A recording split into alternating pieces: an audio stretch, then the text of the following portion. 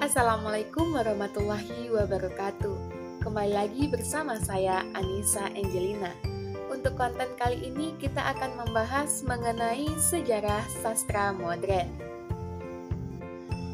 Sejarah berasal dari kata syajarah yang berarti pohon. Nah, untuk sejarah sendiri secara umum merupakan peristiwa yang terjadi pada masa lampau, baik itu abad, dekade, tahun, dan lain sebagainya. Nah, untuk pengertian sejarah sastra sendiri merupakan sebuah perjalanan kelahiran dan perkembangan sastra di Indonesia. Transformasi sastra Indonesia klasik atau sastra Melayu klasik menuju sastra Melayu modern dimulai ketika adanya Balai Pustaka. Nah, Balai Pustaka ini merupakan sebuah bentuk dari politik balas budi bangsa Belanda. Pada masa Balai Pustaka tidak memberikan ruang kepada sastrawan daerah untuk menerbitkan karya sastranya. Hal ini terjadi karena sastrawan daerah dianggap memiliki pengaruh negatif bagi masyarakat Indonesia, karena hasil dari karya mereka masih tergolong vulgar. Sehingga pada tahun 1950 sastrawan daerah mulai hijrah dan bergabung bersama sastrawan modern. Hal tersebut sangat berdampak baik bagi perkembangan sastra di Indonesia. Hal ini menjadi warna baru bagi sastra Indonesia, di mana pada masa ini sastra-sastra yang ada di Indonesia mulai muncul kultur atau budaya-budaya dari berbagai daerah. Selain itu, bergabungnya sastrawan daerah ke sastrawan modern memunculkan inspirasi bagi konstruksi sastra di Indonesia. Konstruksi ini dapat berupa konstruksi makro dan mikro. Untuk makro sendiri, munculnya struktur eksternal atau struktur luar yang membangun teks sastra tersebut. Kemudian ada juga struktur mikro, merupakan struktur internal yang berasal dari dalam karya sastra yang dihasilkan. Perjalanan sastra klasik menuju sastra modern memiliki banyak dampak, di mana pada masa sastra klasik, karya sastra yang muncul hanya berupa khazanah, syair, pantun, dan gurindam. Kemudian berubahnya atau beralihnya sastra klasik ke sastra modern mulai memunculkan bentuk baru seperti roman, novel, cerpen, dan cerita pendek. Adapun sastrawan pada masa Balai Pustaka ini adalah Mirari Siregar, Marah Rusli, Muhammad Yamin, Nur Sultan Iskandar, Tulis Sultan Sati, dan Abdul Muiz. Masih banyak lagi sastrawan-sastrawan daerah yang barangkali tidak dapat disebutkan dalam durasi yang sesingkat ini. Seiring dengan perkembangan waktu, ternyata Balai Pustaka tidak memberikan kepuasan terhadap sastrawan. Pasalnya, sastrawan Indonesia tidak diberikan ruang untuk mengekspresikan rasa nasionalismenya melalui karya-karya yang ditulisnya. Balai Pustaka tidak menerbitkan karya sastra yang berbau nasionalisme. Oleh sebab itu, Amir Hamzah dan Sultan Takdir Ali Syahbana menjadi pelopor untuk dibangunnya pujangga baru sebagai bentuk dari protes terhadap Balai Pustaka. Nah, pujangga baru ini sendiri terbagi menjadi dua golongan. Golongan pertama, seni untuk seni, dan golongan yang kedua, seni untuk pembangunan.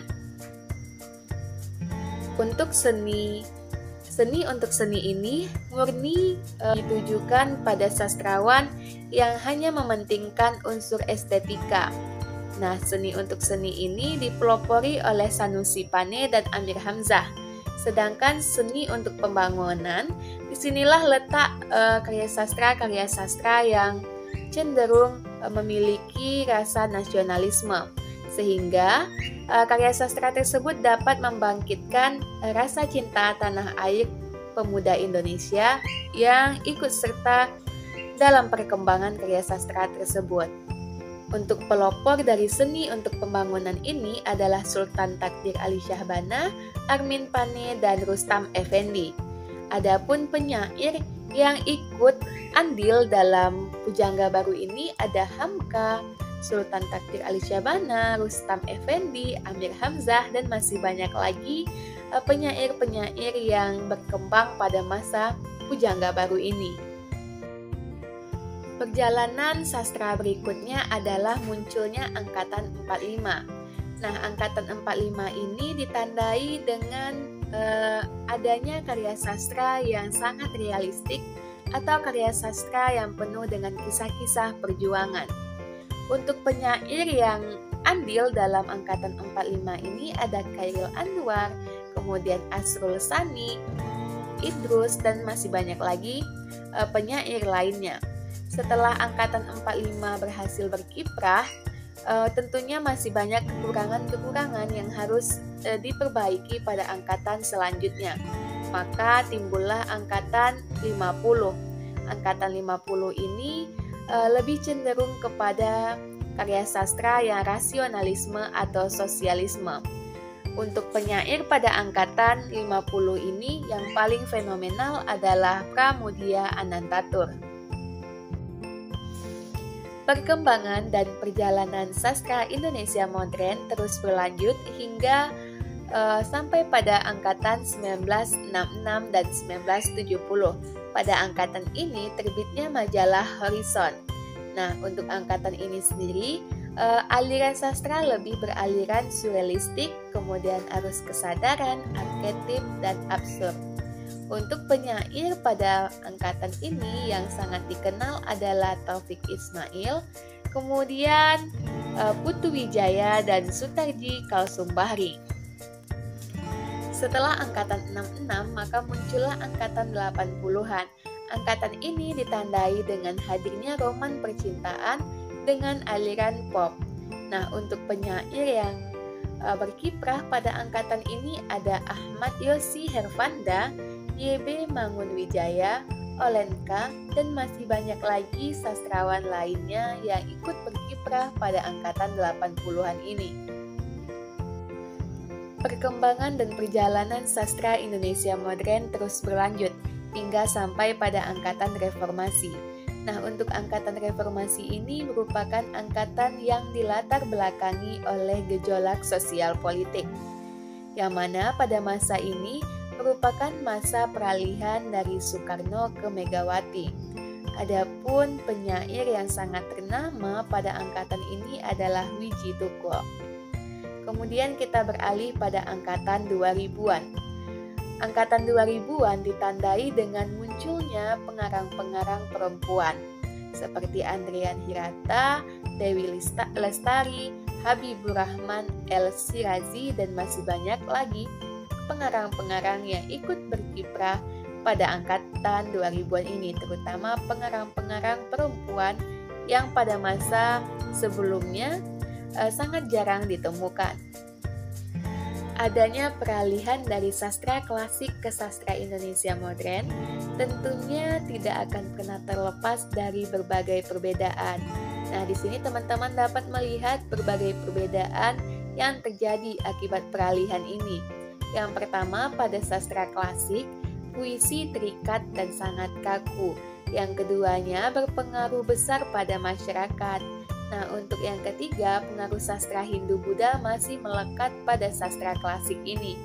Dan yang terakhir, yang sangat kita sayangkan, pada masa sastra klasik, pengarang tidak diketahui. Sangat lain halnya dengan sastra modern.